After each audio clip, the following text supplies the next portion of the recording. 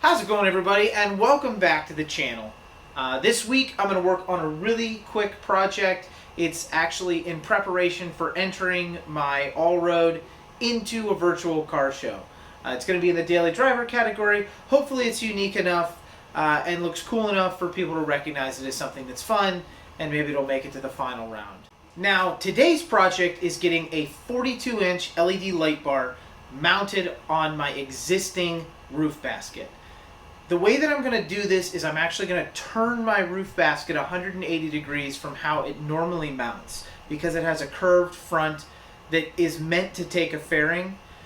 I'm going to mount the light bar on the flat side because the light bar isn't curved. It actually looks pretty good this way, and it's a lot more aesthetically pleasing than having really long brackets sticking out of the front. So stay tuned and let me walk you through how I did it.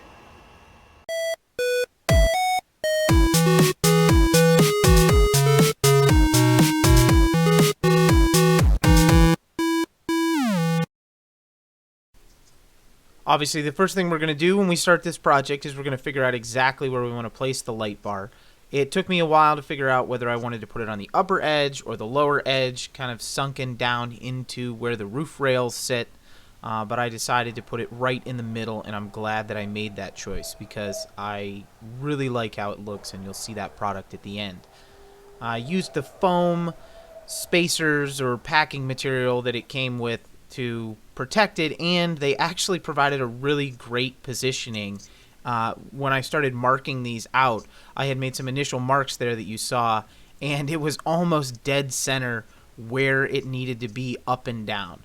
So that was really funny. It just worked out that way. Now I'm just going to clean everything up, bevel the edge of the steel bar, and then I'm going to get ready to tack it into place. Here I'm just verifying my final measurements, exactly where the center is and where I'm going to line it up. Made that tack. You'll see that it came loose. I had problems the entire time I was doing this with the grounding. I couldn't really get a good connection until I got this piece welded solidly on. And there we go. We got it lined up nicely with the front of the roof basket, and here you can see that it is nice and parallel with that top bar. With that tacked in place, it's time to start working on our tubing. I decided that I was going to use 3/4 inch EMT conduit. It's easily available at your Home Depot or Lowe's, anything that you have near you, and it was close enough to match the size of the tubing that creates the upper hoop of the roof basket. Now, this is a bit of a complicated joint because I'm tying into the larger upper tube and then one of the basket tubes. So this did take me a little bit of trial and error, and I didn't want to mess it up because it was pretty late at night at this point. You'll watch me, and I make a lot of small cuts, a lot of small adjustments. Just take your time, and you will eventually get the fit that you want. And here's the final result. This is the shape I'm talking about. A little bit complicated. I'm sure someone who does tubing notching all of the time could do this in 5 minutes. It probably took me half an hour, but here's how it looks right on the basket. Pretty small gap. I can fill that pretty easily with weld. Same thing on the inside, but it nests very nicely around that smaller tube and then fits up well around the larger tube. What you see me doing here is wrapping that joint we just cut with some masking tape and then following it up with some vinyl tape. And the reason I'm doing this is I want to keep both sides as symmetric as possible. And I came up with this. I'm sure this is not a new idea, but what I did is I wrapped it with the tape, and I'm dragging my utility knife along that joint, and I'm making a template that I can turn inside out and trace on the other side so that I don't have to do so many adjustments. I start with something that's a lot closer than what I started with on the other side. So here's the template. Now I can reverse that, trace it on the other piece of tubing, and make that joint much more quickly. After beveling the edges of the tubing, I'm just going to clear the rest of the powder coat off the roof basket to get ready to weld. And just a preface before I go into welding here, I am an amateur welder at best. I am an extreme novice here, and what I ended up doing was doing a lot of tacks because this is fairly thin. It turned out very well. It allowed me to control how much heat I was putting in, and it also allowed me to do a little bit of gap filling as I went. Obviously, someone with more talent is going to be able to make a much better weld than I am, but I'm going to grind these down anyway, and it's a project that helps me to learn a little bit more about how my welder works, about how my technique needs to improve, and you can see right here, I'm getting pretty decent penetration. Could it be better? Yes, but I am not unhappy with the results.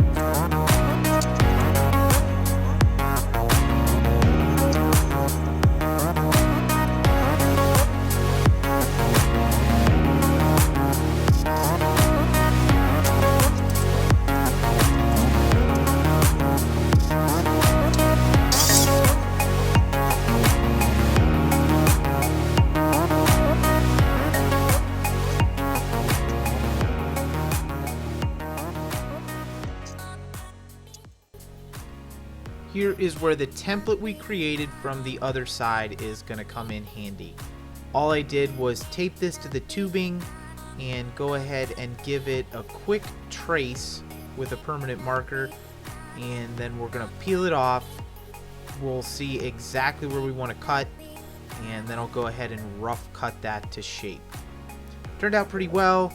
You'll see it fit up quite nicely. I didn't have to do too much adjustment.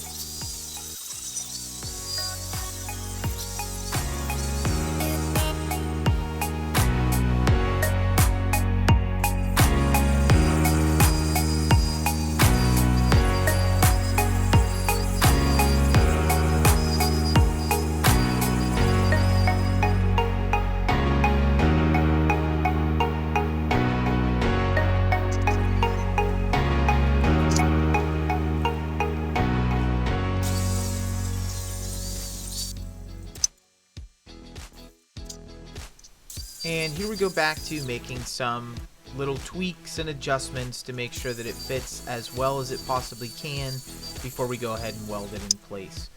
Again, this side took a lot less time than the left side, just because we had that template and just because I had gotten a little bit more practice at doing it.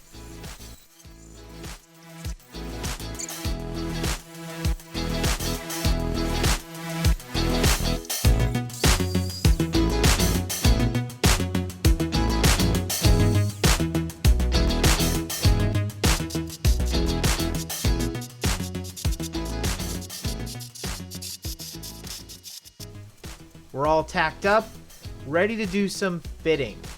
Now, all I did here was put it in place, mark the holes, and then confirm my positions, center punch, and then use a step drill to go ahead and get them to the right size. After that, I was able to put the light bar in place and then cut the foam off and take a look at it.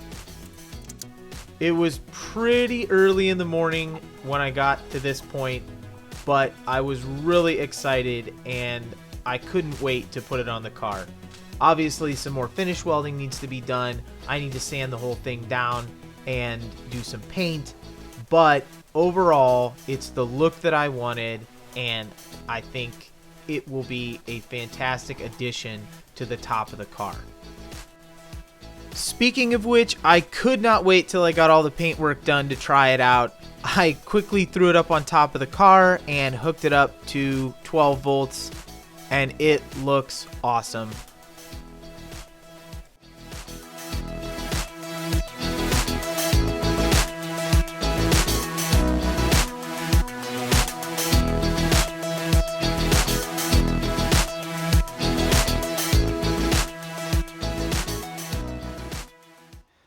That's going to do it for today's video, guys. Hopefully you enjoyed that video. Maybe you learned something. I think it looks really good. It was a project I've been wanting to tackle for a while, and I'm glad that this virtual car show gave me a reason to get it done. Now I just need to take it off, finish weld it, grind down the welds, and then paint it. So I'm not sure we've made it to 80% yet, so we'll have to check back in on this project. As always, thanks for watching. Like, comment, and subscribe, and we'll see you next time on the 80% Garage.